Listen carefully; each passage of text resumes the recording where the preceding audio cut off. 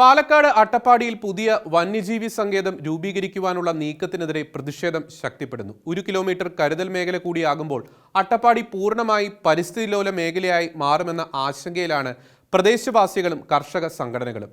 ഒരിക്കലും ഉൾക്കൊള്ളാൻ സാധിക്കാത്ത ബഫർ സോൺ നിർണയത്തിന് പുറമെയുള്ള ഇത്തരമൊരു ചരടുവലി സർക്കാർ ഉപേക്ഷിക്കണമെന്നാണ് അട്ടപ്പാടി ആകമാനമുള്ള അഭ്യർത്ഥന.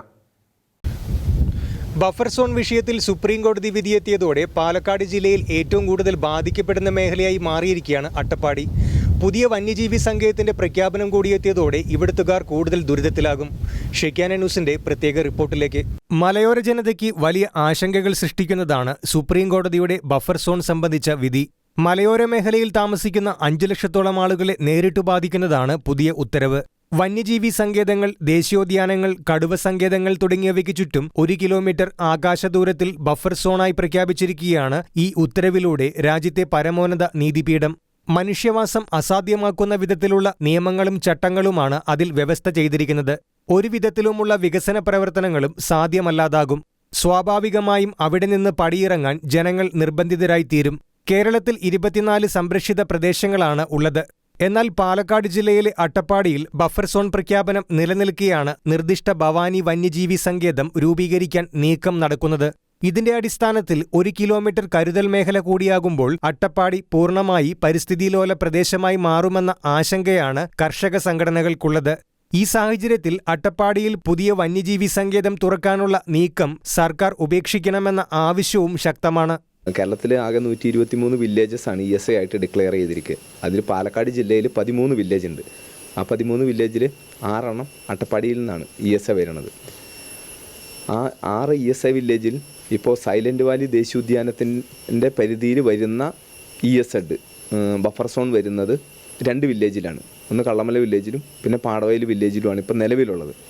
അപ്പോഴാണ് അട്ടപ്പാടിക്കാരറിയണത് ഈ സൈലന്റ് വാലി ദേശീയോദ്യാനത്തിൻ്റെ ബഫർ സോൺ ആയിരുന്ന വനപ്രദേശങ്ങളും അവശേഷിക്കുന്ന അട്ടപ്പാടിയിലെ ബാലൻസ് ഉള്ള വനവും കൂടി ചേർത്തിട്ട് ഒരു പുതിയ വന്യജീവി സങ്കേതത്തിനുള്ള പ്രപ്പോസൽ കേരള ഗവൺമെൻറ് കേന്ദ്രത്തിലേക്ക് കൊടുത്തിരിക്കുന്നു എന്നുള്ളതാണ് ഇപ്പോൾ അറിയുന്നത്.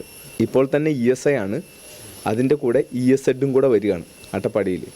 അപ്പോൾ ഈ പരിസ്ഥിതിയുടെ 2 നിയമങ്ങളുടെയും കൂടെ കാഠിന്യം എത്ര ഗുരുതരമുള്ളതാണോ അത് ഏൽക്കാൻ പോകുന്ന ഒരു പ്രദേശമായിട്ട് അട്ടപ്പാടി മാറുന്നു എന്നുള്ളതാണ് ഈ പുതിയ വന്യജീവി സങ്കേതം സാങ്ഷൻ ചെയ്യുന്നതിലൂടെ വരാൻ വേണ്ടിയിട്ട് പോകുന്നത്.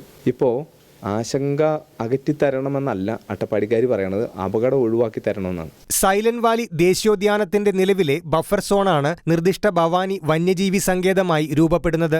ശിരുവാണി, മുത്തിക്കുളം, വരടിമല ഉൾപ്പെടെയുള്ള അഗളി റേഞ്ചും സൈലന്റ് വാലി കാടുകളോട് ചേർന്ന അട്ടപ്പാടി റേഞ്ചും പുതിയ വന്യജീവി സങ്കേതത്തിന്റെ ഭാഗമാകുമെന്നാണ് സൂചന. മുൻ LDF സർക്കാരിന്റെ കാലത്താണ് ഇത്തരത്തിലുള്ള നടപടി ഊർജിതമായത്. സർക്കാർ നീക്കത്തിൽ ആദിവാസികളും കുടിയേറ്റ കർഷകരും ഉൾപ്പെടെ മലയോരങ്ങളിൽ കഴിയുന്ന ആയിരക്കണക്കിന് കുടുംബങ്ങൾ ആശങ്കയിലാണ്. പ്രദേശം മുഴുവൻ പരിസ്ഥിതിലോല മേഖലയായാൽ കാലങ്ങളായി കഴിയുന്ന ഇവിടുത്തുകാരുടെ ജീവിതം ഏറെ ദുസ്സഹമാകും. ഞാൻ ഈ പ്രദേശവാസിയായി, ഇവിടെ അട്ടപ്പാടി വന്നിട്ട് 50 വർഷമായി. ഞങ്ങളിത് പ്രതികൂലമായിട്ടാണ് ബാധിക്കുന്നത്.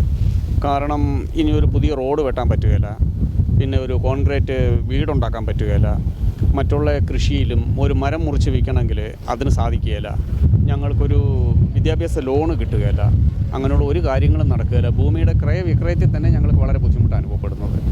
അപ്പോൾ ഇങ്ങനെ പോയി കഴിഞ്ഞാൽ ഞങ്ങൾ ഇനി ഇവിടുന്ന് ഇറങ്ങിപ്പോകേണ്ട ഒരു അവസ്ഥയാണ് വരുന്നത്. ഒന്നാമത് ഇവിടെ ആനയുടെ ശല്യവും പുലിയുടെയും കടുവയുടെയും ശല്യം കാരണം ഞങ്ങൾക്ക് വളരെ ബുദ്ധിമുട്ടാണ്. അതിനിടയ്ക്ക് ബഫർ സോണിൻ്റെയും കൂടെ വന്നു കഴിയുമ്പോൾ ഞങ്ങൾ ചെകുത്താൻ്റെയും കടലിൻ്റെ ഇടയ്ക്കാണ്. ഇത് ശരിക്കും ഒരു ജനദ്രോഹ പരിപാടിയായിട്ടാണ് എനിക്ക് തോന്നുന്നത്. അതേസമയം വന്യജീവി സങ്കേതം സംബന്ധിച്ച ചർച്ചകൾ പുരോഗമിക്കുകയാണെന്നാണ് അധികൃതർ വ്യക്തമാക്കുന്നത്. ഒപ്പം തന്നെ ഈ ഉത്തരവ് ബഫർ സോണിലെ ജനങ്ങളുടെ ജീവിതത്തെ എങ്ങനെ ബാധിക്കുമെന്നതിനെക്കുറിച്ച് 3 മാസത്തിനുള്ളിൽ റിപ്പോർട്ട് സമർപ്പിക്കാൻ സംസ്ഥാന ചീഫ് സെക്രട്ടറി, മുഖ്യ വനപാലകൻ എന്നിവരോട് സുപ്രീം കോടതി നിർദ്ദേശിച്ചിരിക്കുകയാണ്. ഇവരുടെ റിപ്പോർട്ടിന്റെ അടിസ്ഥാനത്തിലായിരിക്കും കേരളത്തിലെ മലയോര മേഖലയിൽ താമസിക്കുന്ന ലക്ഷക്കണക്കിന് ജനങ്ങളുടെ ഭാവി ഇനി നിർണയിക്കപ്പെടുക. ബഫർ സോണിന് പുറമെ നിർദ്ദിഷ്ട വന്യജീവി സങ്കേതം കൂടി വരുന്നതോടെ അട്ടപ്പാടി മേഖല കനത്ത പ്രഹരത്തിലാകും. ഈ തീരുമാനം പിൻവലിച്ച് ജനങ്ങളെ സംരക്ഷിക്കുകയാണ് സർക്കാർ ചെയ്യേണ്ടത്. ക്യാമറമാൻ റോബിൻ ഫ്രാൻസിസിനുമൊപ്പം റിജോ സേവ്യർ, ഷെയ്ഖാന ന്യൂസ്.